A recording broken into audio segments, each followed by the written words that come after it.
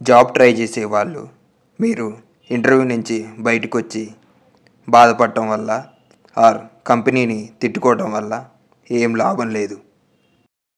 ఆ ఇంటర్వ్యూ నుంచి ఏదో ఒకటి నేర్చుకో. ఆ డ్రాబ్యాక్స్ని అనలైజ్ చేసి నిన్ను నువ్వు ఇంప్రూవ్ చేసుకోవడానికి ట్రై చేయి. కేవలం నీకు డిగ్రీ ఉంటే జాబ్ రాదు. నీలో పర్సనాలిటీ, కమ్యూనికేషన్, అనలైటికల్ ఈ స్కిల్స్ కూడా ఉండాలి. నీకు గర్ల్ ఫ్రెండ్ కావాలి, స్క్రోలింగ్ కావాలి, సినిమా కావాలి, మందు కావాలి, మరి జాబ్ కూడా కావాలి. ఎలా వస్తుందిరా?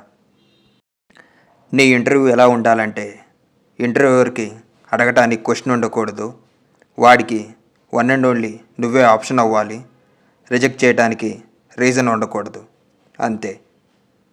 వాడు చూడు ఇది కదేలోపే చచ్చిపెట్టేట్టున్నాడు. అందరూ మీలా ధైర్యంగా ఉండలేరు కదా అంకుల్. అలాంటప్పుడు రాకూడదు.